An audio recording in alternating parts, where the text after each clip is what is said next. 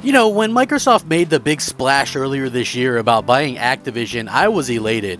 I was elated for many different reasons. Obviously, the idea of one of the games that I buy every single year being in Game Pass was a big bonus, because obviously you don't want to be spending so much money every year. Like, literally, I drop thousands upon thousands of dollars on video games and all that kind of stuff. And it just was a nice little surprise that I wouldn't have to do that in the very near future. With that being said, I never wanted them to make Call of Duty exclusive to the Xbox platform, because it's a game that really requires a lot of people, and it's a game that the industry actually needs. Let me explain further. When it comes to video games, we always look at, hey, has the video games industry grown year over year? Because if it's not growing, then it's not doing the right thing. And I think there's lots of ways to grow the industry, but I also think that there's going to become a point where, you know, the people who are gamers, and people that aren't interested in gaming, no matter what you throw in front of them, they're not going to want a game. So that's why I always think, okay, putting xCloud or putting streaming services in front of people, that's not going to make non-gamers suddenly gamers. It just doesn't work that way. I understand the lower cost of entry and things like that, but we can look at different instances with, you know, Google Stadia, which didn't really catch on. We can look at PlayStation Now, which didn't catch on. We can look at even Netflix's video games. Those didn't catch on. Right? People really don't like to stream video games, and if you're not into video gaming, they're not going to lure you magically into video games. With that being said, Microsoft has a service. That service is Game Pass. That is disrupting the industry. A lot of people look to Game Pass and say, oh, well, you know, it's really bad for the industry. I can't believe, you know, Microsoft gets away with this. And for me, I look at these things and I go, listen, they're going to keep games on PlayStation. They're not going to pull everything. And then people will point to the Bethesda thing, but here's the thing. Nothing that Bethesda has is on the level of Call of Duty, or does what Call of Duty does on a yearly basis. Bethesda releases games, you know, they might release a game every year, but for the most part, their big games only come every 3, 4, 5 years, and for the most part, they're not going to sell 30 million units every year, just like, you know, Call of Duty does. So that's why I kind of point to that when people point out the fact that, you know, well, they made those games exclusive. Yes, and the whole reason they made them exclusive is to sell people on Game Pass. With that being said, it came out now that Phil Spencer actually sent Jim Ryan a letter, and it says that Call of Duty will only stay on PlayStation for several more years after the current agreements are done. This is a stark contrast to what we originally thought. Now, does this 100% mean that games will go to exclusivity on Xbox and PC? No, but it does leave language that if maybe Sony does something to piss Microsoft off, they could always pull it from PlayStation later on. I want to get into this right now. It's going to be a good video. If you guys are watching my video and enjoy it, please leave a like. I'm looking to get 100 likes on each of my videos. It really helps out tremendously, and it's a small goal, but it's a goal that I'm reaching for nonetheless. Call of Duty is arguably one of, if not the most lucrative first-person shooter on the market. Regardless of the platforms, one of them will have timed exclusive DLC, like PlayStation getting access to DLC a month early in some of the PS4 games. Anyway, the game's developer Activision Blizzard is in the process of being acquired by Microsoft, and there's a bit of an update related to the series' fate on PlayStation. Back in January, Microsoft agreed to the deal in which Call of Duty would remain accessible on PlayStation consoles for the next several years. As of today, there will be an extension to this deal, going for several years beyond what was already agreed upon. In January, we provided a signed agreement to Sony to guarantee Call of Duty on PlayStation with feature and content parity for at least several more years beyond the current Sony contract, an offer that goes well beyond typical gaming industry agreements, according to Microsoft Gaming CEO Phil Spencer in a statement shared with The Verge. The biggest note of contention past this is what happens beyond that several more years part of the story. Theoretically, if desired, Microsoft could make the series exclusive to Xbox and PC. However, the fact that Microsoft is committed to keeping the game on PlayStation beyond the contractual agreement essentially contradicts this line of thinking.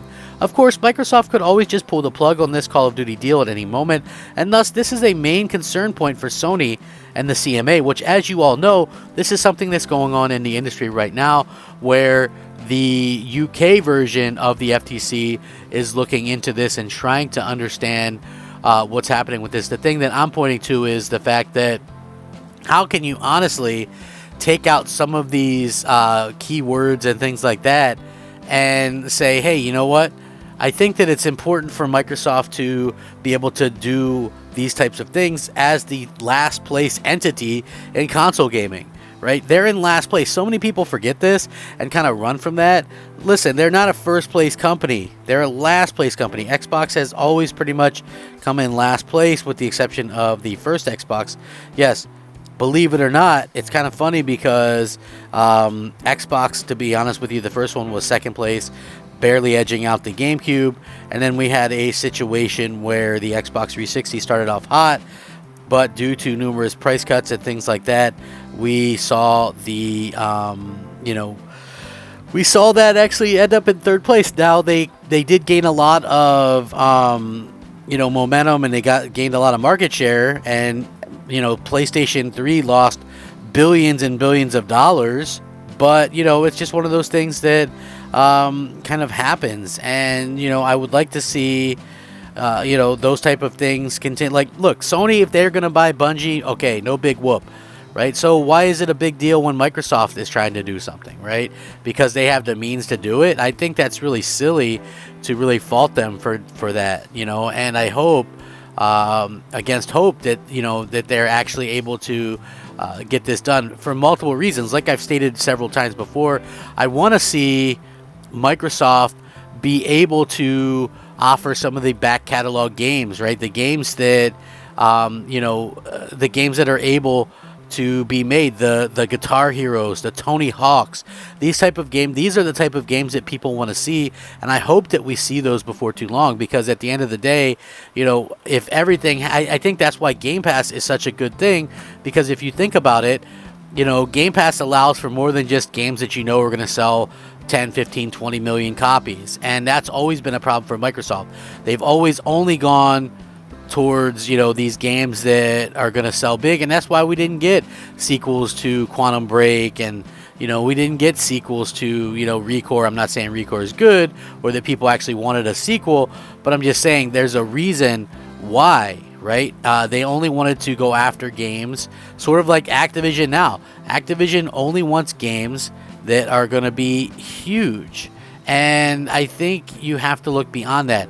Having something like Game Pass is great because it allows you to be able to have games that maybe aren't going to be huge, right? So look at something like Psychonauts 2, which is a good game. Not my favorite game, mind you, but it's a good game, and it's a high-quality game, but it's a game that obviously wasn't going to sell millions and millions of copies, and thanks to Game Pass, it could still be made, and, it wasn't going to be a problem. Now, in the future, Microsoft is going to be able to have games that would normally only sell, less than 1 million or whatever, and they can factually put that in Game Pass and still be a success.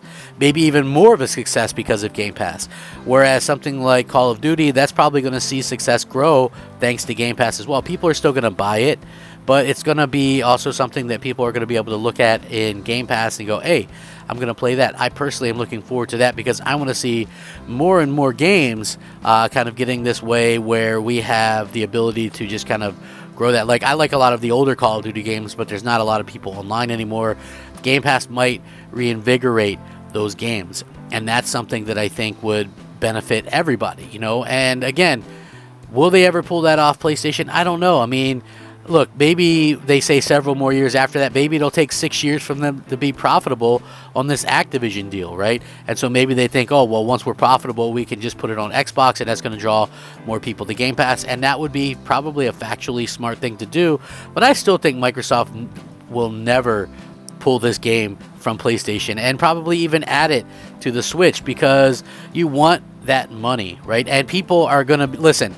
Xbox fans, for the most part, myself included, we like exclusives. Everybody likes exclusive. Some people might not admit it, but having something specific to your console, and I'm not talking about, you can say console exclusive, that's fine, but having something console exclusive to your particular brand is still a big deal, right? If everything was on everything, trust me, there would only end up being one console at a particular point. And I think Microsoft wants to make that money by selling these games on PlayStation as well. Why wouldn't you? And I think fans will let that go, just like they let Minecraft go, right? Nobody wants Minecraft exclusive to Xbox. That's silly. Just like Call of Duty, I don't think people care that Call of Duty would remain on PlayStation. But I still think that they have to have some content that is exclusive, and it's smart for them to be able to do that. With that being said, I will link this. You can let me know what you think. Sound off, rate, comment, subscribe. Thank you so much for watching. Have a fantastic day. Crap Gamer out.